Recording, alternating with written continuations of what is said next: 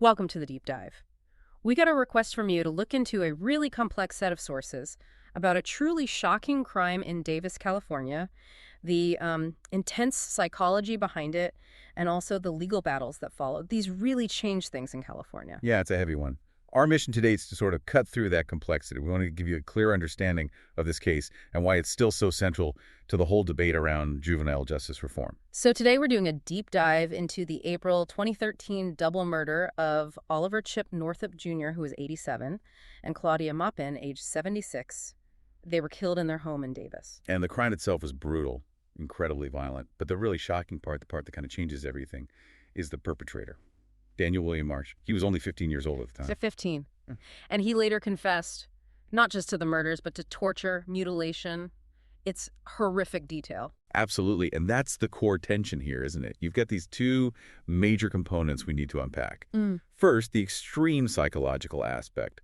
Marsh's stated motive was the thrill, the desire to be a serial killer. Just chilling. And second, the huge legal and policy debate that exploded afterward. Specifically about sentencing kids, juvenile offenders, in California. This case landed right in the middle of massive reforms. the violence itself is just staggering. You mentioned the number of wounds Mr. Northup had, 61 stab wounds, Mrs. Maupin 67, that level of overkill. And the planning. That's the other key thing. We'll get into the details, but this wasn't impulsive. It was calculated, meticulous, which contrasts so sharply with him being just 15. So it immediately raises questions about how the law should handle someone like that. Is he a child who needs rehabilitation, or is something else going on? Precisely. It forced everyone, courts, lawmakers, the public, to grapple with what juvenile really means when the crime displays that kind of, sophisticated depravity.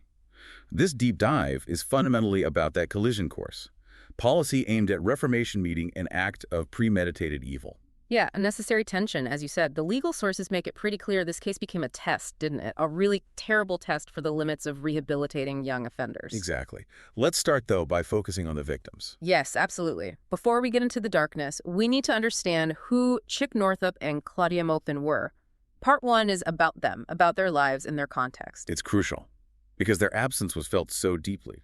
Right away, Oliver Chip Northup Jr., born 1925, he was a prominent figure in the community, but maybe quietly prominent, a World War II Navy veteran. Right, served his country, then built this really impressive legal career, graduated from UCLA, then Bolt Hall, UC Berkeley Law, that's top tier. And his commitment wasn't just, practicing law, it was civic duty. He was elected to the Woodland School Board, served as city attorney for multiple towns, Woodland, Winters, Yolo. That's extensive service. It really is. And leadership roles, too. President of the Woodland Chamber of Commerce, the Rotary Club. You look at his life, and it's just decades of building community, being involved. It defined him. And he had a personal side, too, the sources mentioned. He was a musician. Yeah, played in a local folk band, the Putah Creek Crawdads.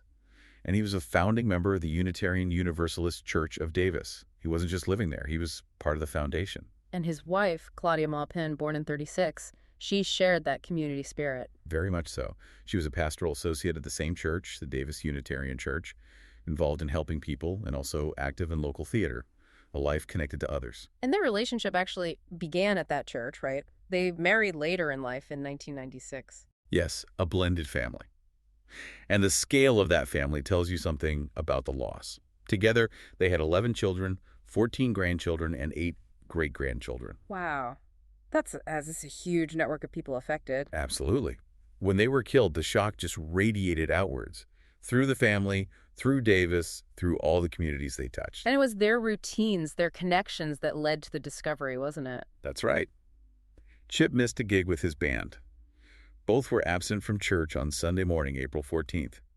They were so reliable that people noticed immediately something was wrong. So family members couldn't reach them? No. The first check of the house didn't reveal anything obvious. But later that evening, Maupin's daughter Laura, along with the police, they noticed something through a window. Bloodstains. And the screen, it had been neatly sliced open. Chilling. The fact that their community involvement is what flagged the problem just underscores how integral they were. Exactly. They were killed by someone who literally lived just 2 doors down from Chip's house. Someone who slipped in and shattered these lives built on peace and service. Okay, now we have to turn to the perpetrator, Daniel Marsh. Let's unpack his history. This part is so critical for the legal arguments later because it's just full of these jarring contradictions, warning signs, and interventions that just didn't work. Yeah, the timeline is crucial. And that initial phase of his life it's a really stark contrast. Hmm. Daniel William Marsh, born May 1997. In 2008, when he was 10, he did something heroic. The Red Cross Award. Exactly. An American Red Cross Heroes Award. He used CPR, saved his father's life during a heart attack. That's the image, right? A capable, maybe even empathetic kid. But the sources say the shift happened almost right after that, tied to his parents' divorce. Yes, also in 2008, the divorce was apparently very contentious. His mother had an affair with his former kindergarten teacher, and Marsh perceived this as a profound betrayal. And that triggered something. According to Marsh and the psychological reports, yes, it triggered the first serious homicidal fantasies. At age 10, he became obsessed with the woman involved in the affair. He started plotting, fantasizing about killing her, slitting her throat, strangling her. At age 10. At age 10. The dreams about killing started then. By 11, he was telling a therapist about fantasies of torture and this really strong urge to act on them. The initial diagnosis was adjustment disorder with depressed mood. Which sounds almost mild compared to the thoughts he was describing. Well, yes.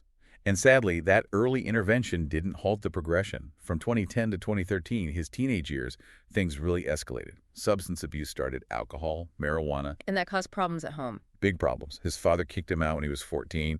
He was bouncing between his parents' houses. Just instability on top of the internal turmoil. And the mental health issues got worse. Significantly. In October 2011, he developed severe anorexia. His weight dropped to 93 pounds.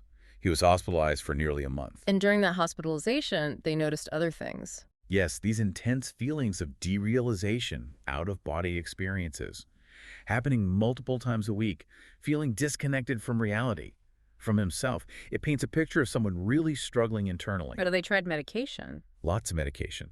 The sources list a whole cycle of them: Prozac, Celexa, Lexapro, Abilify, Zoloft, Seroquel, Wellbutrin, just rotating through these powerful drugs. And this medication cycle became a key part of the defense later, right? The idea that side effects contributed. Absolutely. Yeah.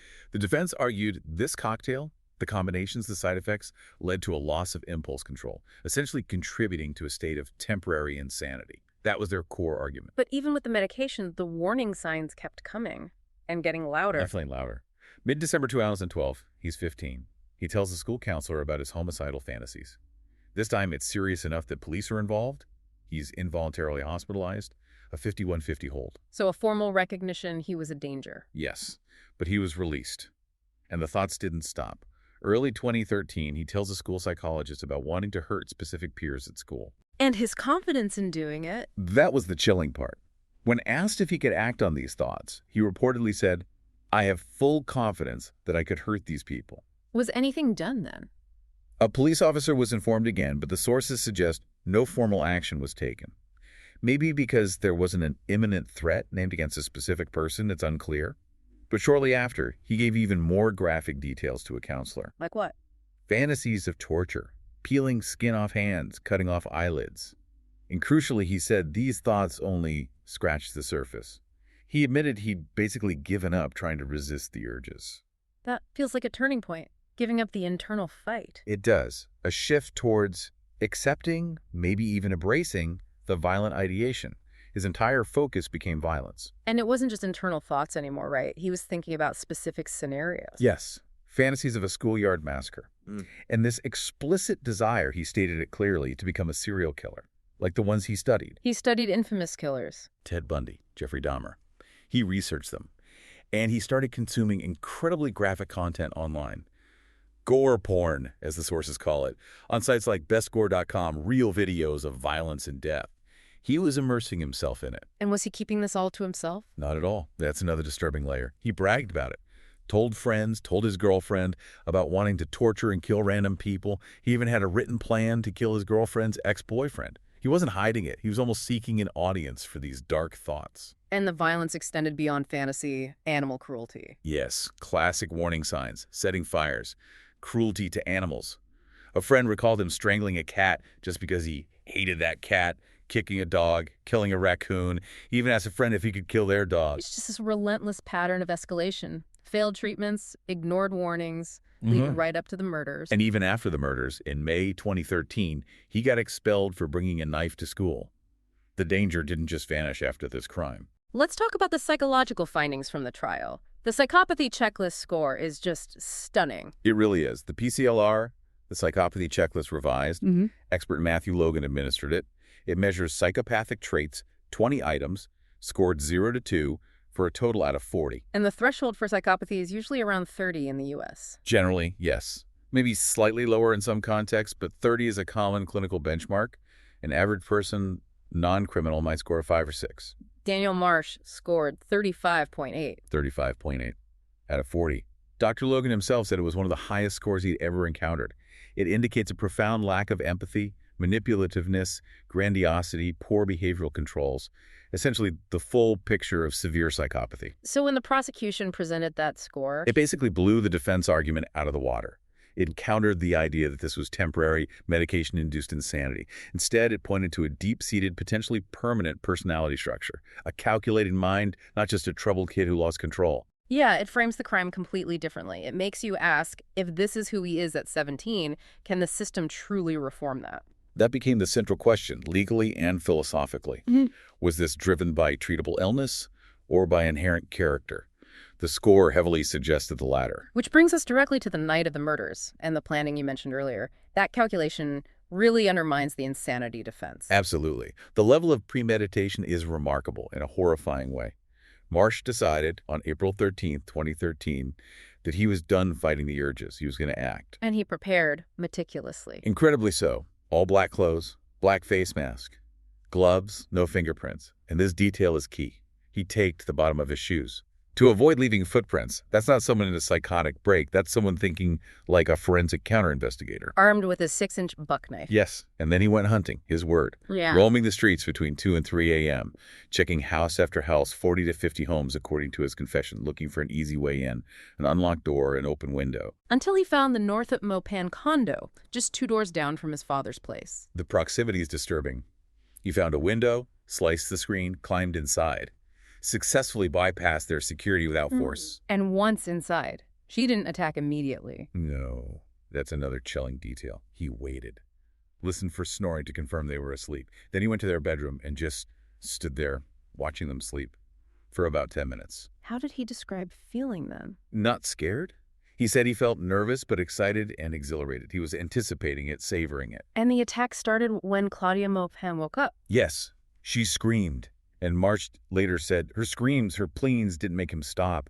They actually motivated him to be more aggressive. He even made the comment, the old lady just would not die. It's just callous. He attacked Mr. Northup, too, when he tried to intervene. Yes, stabbed him repeatedly. But the violence didn't stop when they were dead. He admitted continuing to stab them because it just felt right. The overkill was immense, remember, over 128 stab wounds in total between them. And then it went beyond killing, mutilation. Yes. He described it as being driven by curiosity. He dissected, eviscerated them. First responders found organs removed. He admitted pulling fat from Mr. Maupin's body, cutting into Mr. Northup's forehead just to see. This wasn't just murder. It was exploration of destruction. This clearly supported the torture charges. Absolutely. And then there was the trolling element, as the sources call it, placing objects inside the bodies. A cell phone in Miss Maupin, a drinking glass in Mr. Northup. Right. And his reason. He told investigators he did it to fuck with them, to mess with the people who would find the bodies and investigate. That speaks volumes about his mindset, complete detachment, even a kind of game playing with the authorities. It's pure psychopathy on display. Zero empathy for the victims, combined with this calculated desire to manipulate the living. And his description of the feeling he got from the murders. Pure happiness. Yes, pure happiness. An adrenaline and dopamine rush. He called it the most exhilarating, enjoyable feeling I've ever felt. Better than sex, he said. And it was heightened when they resisted, when they were conscious. That positive feeling, he claimed, lasted for weeks. And he kept souvenirs. The knife, the bloody clothes, gloves, stashed them in his mother's garage, and outwardly, his mood apparently improved after the murders, fulfilled some need. To the point he was named Student of the Month. Incredibly, yes. Shortly after the killings, it shows how effectively he can mask his reality. The contrast is just jarring. Okay, so the crime scene itself was forensically clean because of his planning. How did the investigation proceed? It sounds like they had nothing to go on initially. They really didn't. It was a massive investigation. FBI involved, 25 agents. But Marsh's precautions worked. No DNA, no prints, no footprints. He was, like you said, a ghost. So how did they catch him? He caught himself. Through bragging. He couldn't resist talking about it. When did he start talking? Almost immediately. The same day as the murders, April 14th, he confessed to a close friend. The next day, at lunch, he confessed again, telling his girlfriend, apparently smiling as he described the euphoria. Did they believe him? His girlfriend apparently dismissed it at first, maybe thought it was just dark, edgy teenage talk, but he gave graphic details. His close friend later testified Marsh called it the best feeling in his life, and even showed him the souvenirs. The knife, clothes, gloves. Why didn't they go to the police then? Fear, it seems. The sources indicate they were terrified of Marsh, essentially keeping his secret because they were scared of what he might do. So what changed? What finally brought him down? It was fear of future violence. In June, Marsh's girlfriend broke up with him. His reaction was to escalate. He snuck into her house late at night using the dog door. That's terrifying. Exactly. That act convinced the ex-girlfriend who was planning something else, maybe planning to kill again. She told the close friend who already knew about the murders. That friend, now truly scared Marsh was in imminent danger, finally went to the police. Apparently, he tried telling Marsh's father first, but was dismissed. So the friend's fear for someone else's safety broke the dam. Precisely. Marsh was arrested the next day, June 17th, 2013. And the interrogation? Did he confess right away? No, not at all. He tried to manipulate the situation. Initial denial, lots of sobbing, pleading innocence. This went on for over 3.5 hours. What broke him? The investigators, Detective Pineda and FBI Agent Campion, confronted him with evidence, recordings of him bragging to his friends. Faced with his own words, his story crumbled. He claimed, "I couldn't take it anymore. I had to do it. I lost control." But the details he gave contradicted that loss of control narrative. Completely. He gave a graphic, step-by-step account. The calculated break-in, watching them sleep, remembering feeling nervous but excited and exhilarated. The stabbings, the mutilation, he even demonstrated the motions. And the agent asked him how he'd kill him. Yes, Agent Campion did that to gauge his empathy, or lack thereof. Marsh's response was immediate, cold, and detailed. Choking with the agent's tie, using broken glass, smashing his face, ending with nothing personal. Wow, wow. That confirmed the psychopathy profile for the prosecution. Solidified it. So he was charged as an adult, age 17, 2 counts of first-degree murder, plus the special circumstances, torture, lying in wait, multiple victims. And the defense strategy was purely insanity. Yes, not guilty by reason of insanity. Arguing the medication side effects plus mental illness triggered the violence, that he didn't understand his actions or that they were wrong at the time. Which is the legal standard in California, right? So Yeah. you're not enroll. You have to prove you either didn't know what you were doing or didn't know it was wrong. Exactly. It's a high bar. Being mentally ill isn't enough. You have to lack that fundamental understanding of reality or morality at the moment of the crime. And the prosecution just hammered on the planning. Systematically. The tape shoes, checking 50 houses, the waiting period, the postmortem trolling. They argued this all proved he knew exactly what he was doing, knew it was wrong, and was actively trying to get away with it. Plus the psychopathy score. That 35.8 PCLR score presented by Dr. Logan was devastating to the defense. It painted a picture of calculation, not temporary delusion. It made the insanity plea seem, well, implausible to the jury. How long did the jury take? Astonishingly quick. After a 5-week trial, less than 2 hours to find him guilty on all counts, including the special circumstances. Then a few days later, in the sanity phase, they found him legally sane when he committed the murders. So they completely rejected the insanity defense. Completely. They believed he knew what he was doing and knew it was wrong. Which led to the sentencing. The prosecution pushed hard for the maximum. Absolutely. 52 years to life. Prosecutor Michael Cabral's words were strong. "Never have I seen such a heinous and reprehensible act. Never have I seen a defendant with such an evil soul." He argued the case screams out for the match sentence. And the victim impact statements must have been powerful. Deeply moving and harrowing. Claudia Maupin's daughter talking about her mother loving people killed for perverse gratification. Chip Northup's son describing the trauma reigniting his ALS symptoms. The ripple effects were immense. And the judge agreed with the prosecution. Judge David Reed did. He imposed the maximum sentence possible for a juvenile tried as an adult, 52 years to life. He specifically noted Marsh's pride in the crime and the mutilation done out of curiosity. But even that sentence wasn't the end of the story because of his age and the changes in California law. Exactly. His conviction landed smack in the middle of a huge wave of juvenile justice reform in California. This case became Exhibit A in the debate. Let's break down those legal changes. First was SB 260, right? Passed the same year as the murders. That's the baseline. SB 260 created what's called the Youth Offender Parole Hearing. The idea is that brains aren't fully developed, even into the early 20s. So people who commit crimes when young deserve a chance to show they've matured and reformed. So how did that affect Marsh's 52 to life sentence? It meant that even though he got that long adult sentence, SB 260 guarantees him a parole hearing after serving 25 years. So instead of potentially never getting out, he becomes eligible around age 42 in the year 2036. Okay, so that was the first major change. Then came Proposition 57 in 2016. Right. This is a really big shift passed by voters. It tackled how juveniles end up in adult court in the first place. It took the power away from prosecutors. Exactly. Before Prop 57, prosecutors could often direct file charges against certain juveniles straight into adult court. Prop 57 ended that. It mandated that a juvenile court judge must hold a hearing and decide if a transfer to adult court is appropriate. And this applied retroactively. That was the key ruling by the California Supreme Court in 2018. They said Prop 57 applied to any case not yet final on appeal. Since Marsh's appeal was still going, his adult conviction was essentially put on hold, conditionally reversed pending one of these new transfer hearings. So he got a second chance to argue he should stay in the juvenile system? A huge second chance. Yeah.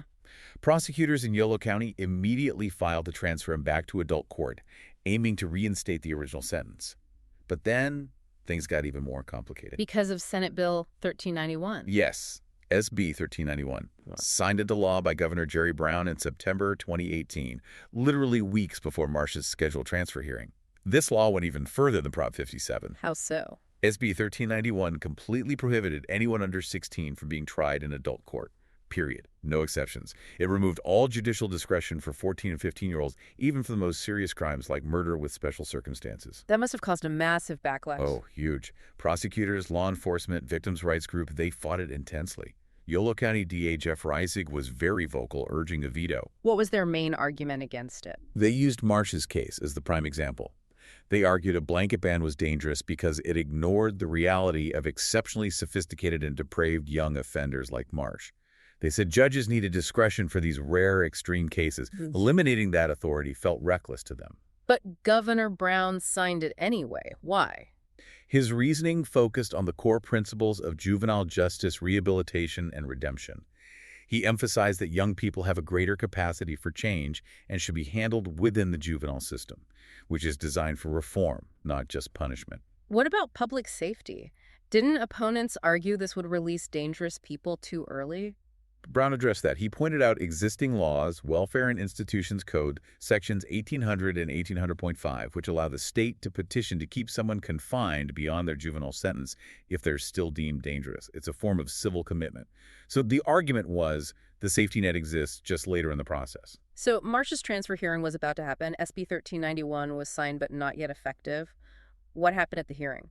It went forward in October 2018.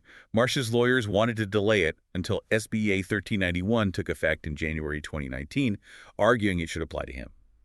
But Judge Samuel McAdam denied the continuance and proceeded. Marsh testified. Yes, he took the stand, arguing he was reformed and belonged in the juvenile system. Prosecutors countered hard, bringing back Dr. Logan, emphasizing the PCLR score, the planning, the brutality, all the factors pointing to adult sophistication. So the judge had to weigh the new law's philosophy against the specific brutal facts of this case. Exactly, a really tough position. On October 24, 2018, Judge McAdam made his ruling. He sided with the prosecution. Marsh was transferred back to adult court to continue serving the 52 years to life sentence. What was his reasoning? He focused on 5 factors required by Prop 57.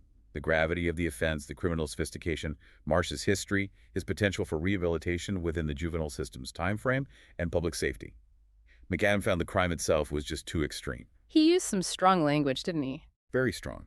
He called it a highly sophisticated, extraordinary, and rare crime, even for the most hardened and seasoned adult criminal. He acknowledged Marsh's mental illness, but framed him as a psychopath whose main goal was to become a serial killer. And he questioned if rehabilitation was even possible. He questioned if it was possible within the juvenile system, which typically ends jurisdiction at age 25.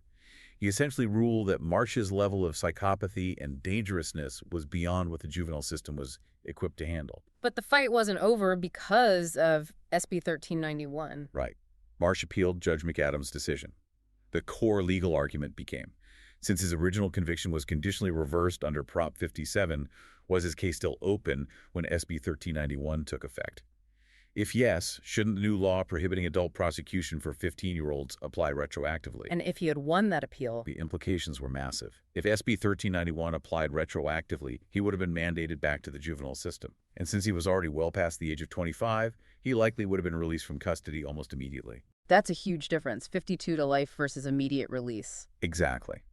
Prosecutors and the Attorney General fought hard against this interpretation, arguing the judgment became final with McAdams' ruling, or that SB 1391 simply shouldn't apply retroactively to someone posing such an extreme danger. There was a related Supreme Court case, OG Ventura County. Yes, that case upheld the constitutionality of SB 1391 itself, saying the legislature could amend Prop 57 like that.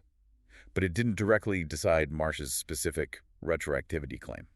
So what was the final outcome for Marsh's appeal? His appeal ultimately failed. The Third District Court dismissed it in September 2021. They essentially upheld Judge McAdams' transfer order. The specific facts of Marsh's crime, his perceived sophistication and danger, ultimately outweighed the push for retroactive application of the broader reform law in his particular case. So the adult sentence stood. Yes, the tension between the reform policy and the extreme facts of this case resolved, at least for now, in favor of keeping him under the adult sentence. Okay, wrapping this up. It's been a really deep dive into this collision. Calculated psychopathy, serious mental illness, and these sweeping changes in California law aimed at reforming juvenile justice. And the facts of this specific crime, the planning, the cruelty, the lack of remorse, Marsh expressed constantly challenged those reforms, challenged the idea of automatic redemption based on age. And there was that YouTube video incident too, right? While he was incarcerated. Yes, that was quite disturbing, especially for the families.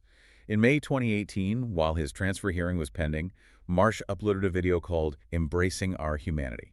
What did he say in it? He presented himself as reformed, Yeah. argued he deserved a second chance. He used very articulate language, saying things like, "There are no such things as evil people, only damaged people." How did the victims' families react? They saw it as manipulation, not genuine remorse, but another calculated performance designed to influence the judge and the public. Just more evidence of his cunning, in their view. The video caused an uproar and was taken down quickly. So where is Daniel Marsh now? He remains incarcerated at Richard J. Donovan Correctional Facility in San Diego, serving that 52 years to life sentence. But eligible for parole eventually. Yes, because of SB 260, the Youth Offender Parole Law. His first eligibility date is December 2036. He'll be 49 years old. So release isn't impossible. It's a question the parole board will face. Absolutely. And it sets up an incredibly difficult decision for them. About 13 years from now, you have someone diagnosed with severe psychopathy at a young age who committed an extraordinarily brutal and premeditated crime, showing little remorse at the time. How do they balance the mandate to consider his youth and potential for rehabilitation against the sheer horror of the crime and the clinical assessment of psychopathy? That's the crux of it. The law demands they consider rehabilitation potential because he was a minor.